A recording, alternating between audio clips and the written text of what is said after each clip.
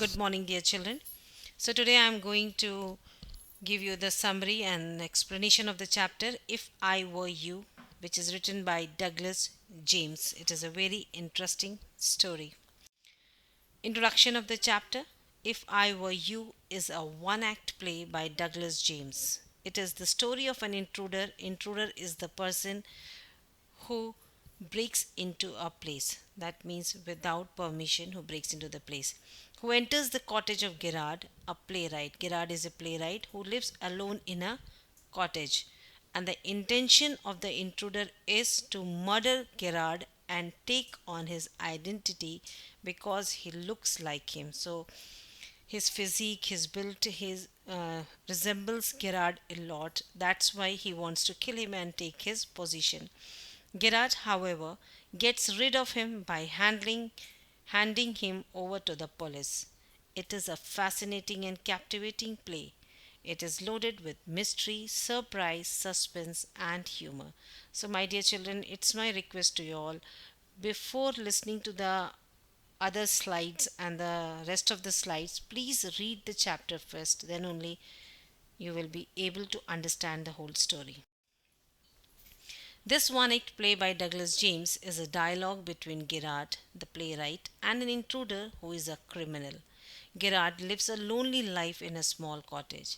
One day, while he was talking over the phone, an intruder enters his cottage with a revolver, and here the story begins what happens once he get into the house with a revolver. The play begins at Gerard's house, where the intruder enters. The play begins in the lodge of Gerard. He is a playwright. We find that Gerard is talking with someone on the phone. He is going somewhere. So after listening to the conversation, you can make out that he is about to leave his cottage. He is going somewhere. So after the conversation is finished, he begins packing the traveling sack. All of a sudden, a man enters quietly from the right. He is like Gerard in appearance. As I told you earlier, the intruder, he in the build and all he looks like Gerard. Not exactly the same, but in the build and all he looks like a Gerard. He has a pistol in his hand. This intruder is a criminal. He orders Gerard to raise his hands up. Gerard obeys him, however, isn't anxious. So this is the smart move. What since the intruder was having the gun is in his hand, so the smart move was whatever he says should be followed by Gerard, and the same he did. He talks wonderfully to the intruder. The intruder cautions him not to try to be smart and answer his questions. Gerard says he can't feel good while his hands are up. The intruder tells him for sitting on the chair. So the intruder starts the conversation after asking him to put his hands up. So on this, Gerard says that he won't feel good answering all the questions, putting his hands up. So when he says that, the intruder asks Gerard to sit on the chair in front of him. The intruder talks about Gerard and himself. From their interaction, we come to know about the intruder and also Gerard. So, what information we get through their conversation is we become aware that Gerard's full name is Vincent Charles Gerard. So, through their conversation, we come to know this. Gerard's full name is Vincent Charles Gerard. He lives there alone. In the cottage, he lives alone. He has a car also. He is a kind of mystery man because when you will read the chapter you will find out that he does not mingle with many people. He prefer to live alone, and whatever he orders or whatever he wants to get, he just orders everything at home. He doesn't move out of the house quite often. So once you will go through the chapter you will find all this thing. In some day he is here, and the exact following day he is at nowhere to be seen. He gives his orders on the telephone and never meets tradesmen. So this is very, very mysterious kind of thing. He orders the things, but he never meets with the people who come with the things to deliver at his house. Then the intruder talks Gerard about himself. Now the intruder starts telling Gerard about himself. He informs him that he is a murderer and a criminal.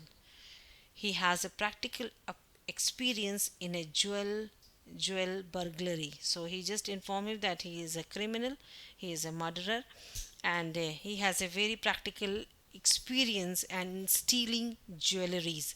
He has murdered a policeman. Presently, the police are after him.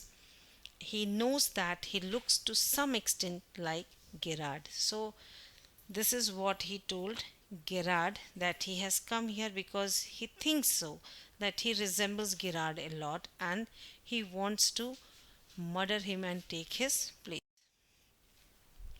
So now here the intruder discloses his plan during the conversation. Then the intruder expresses his plan to Gerard. He tells Gerard that he has chosen to murder Gerard and live there under the guise of Gerard. That means in the name of Gerard. He will kill Gerard, and since he resembles him a lot, he will live in his name. From the intruder's manner of talking, Gerard surmises that he is a stupid. So he could summarize easily after talking to him that he is a foolish man and he can easily trick him or befool him. Stupid, bombastic man. It would not too hard to get rid of this man. So he, since he was a very smart man, earlier in the starting only it could be make out, because when whatever the intruder asked him to do, he do in the same manner, because that was the most smart move which he could take at that moment, that is following what the orders of the intruder. So there we can make out, and from the intruder disclosing the plan, we can make out that the intruder is a bit stupid kind of fellow, that he has just revealed all his plan, and this stupidness gave a chance to Gerard to befool the intruder. Gerard makes up a story. So, to befool the intruder, he makes up a story. He says that he's also a vicious person and murderer. He said, so he tells him that he's also a very violent and rude kind of fellow, and he is also a murderer. The police are also looking for him. That is the reason he lives bafflingly. Bafflingly means very mysteriously. This is the reason he lives such a mysterious life, not meeting with the people, not moving out, not mingling with the people. He frequently disappears from that place, and this is the reason. Someday he is here, and the very day he's to some other place. This is the reason, because police is after him. He tells the intruder that it would be an indiscretion to murder him. Indiscretion means it will be a not a good decision to murder him. Why? Because if he killed him, he would be put on gallows, if not as himself, then as Gerard.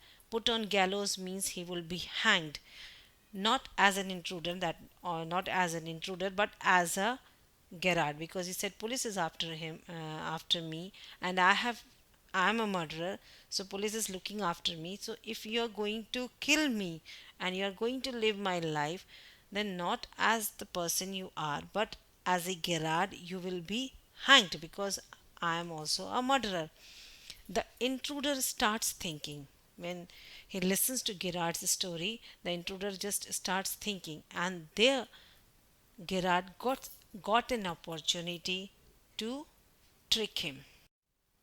He smartly tells the intruder that he will take him to a safe place in his car. So he just tell him that he should not worry. He will, earlier also in the starting only I told you that Gerard was having a car, so he told him, "Ki, I will take you very safely in my car, so you need not worry." He asked the intruder that he shall hurry, as the police may reach there any time. The intruder is taken in.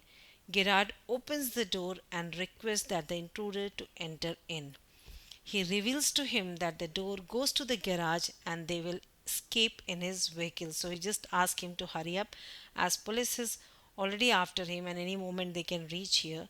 So he just tells him to move through the door, which straight away goes to the garage where his car is parked.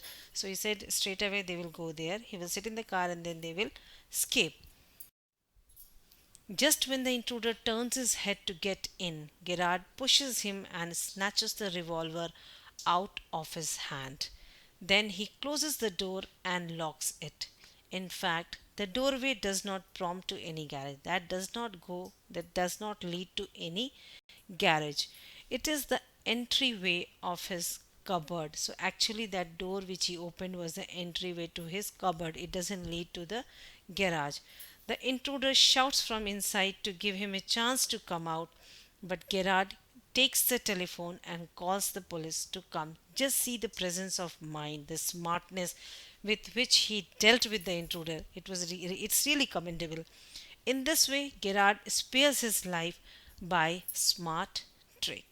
So this is the end of the story. That how he was able to get rid of the intruder very smartly.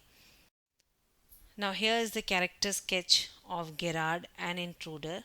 I'm not going to read this. Please go through this. It's important. It might come in your examination also. So, go through both the character sketch. So, what we learned from this chapter? We learned that we must never be overconfident because being overconfident sometimes leads to very disastrous results. So we should not be overconfident. There is a very thin line between confidence and overconfidence. Confidence is good, but overconfidence is not at all. And we should try to be alert at all times because intellect and cool headedness can help us go a long way. So it is very important that in such situation, in any situations, we should keep our mind cool. We should not panic in such situations. Instead of that, we should act very intelligently and we should keep our mind cool so that you can think on it what has to be done. See how coolly Gerard handled all the situation. He didn't panic. He was never overconfident that yes, he can get through this fellow. He was never ever overconfident, but he kept his mind cool. He acted very intelligently. He shows his intelligence there and got over the intruder. With this, we come to the end of the chapter. So, this was the last chapter of Beehive.